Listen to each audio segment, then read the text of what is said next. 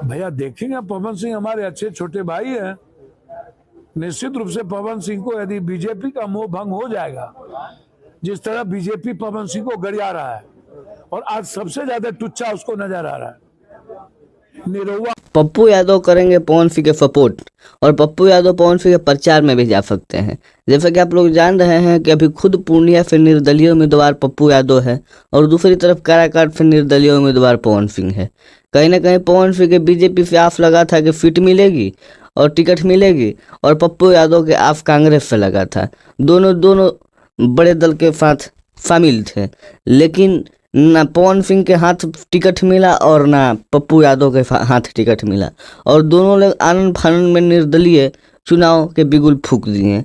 और कहीं ना कहीं ये भी देखा जा रहा है कि चुनाव के बिगुल फूंकने के बाद भी पप्पू यादव कांग्रेस प्रत्याशी को समर्थक करते हुए नजर आ रहे हैं।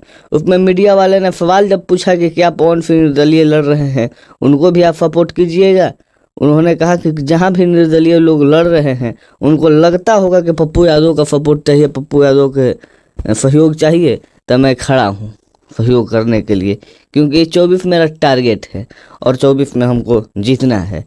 तो पप्पू यादव भी पवन सिंह के प्रचार में जा सकते हैं, उनको सपोर्ट करने के लिए जा सकते हैं।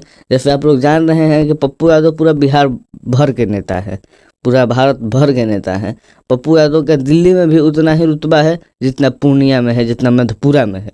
तो पप्पू यादव पवन सिंह के लिए प्रचार करेंगे, पवन सिंह के लिए वोट मांगेंगे, काराकाट में जाकर, काराकाट में घर घर घूमकर, जिस तरीके से पवन सिंह घूम रहे हैं, पवन सिंह देख रहे हैं काराकाट के, उसी तरह से पप्पू यादव भी हो सकता है आकर वोट मांगेगा।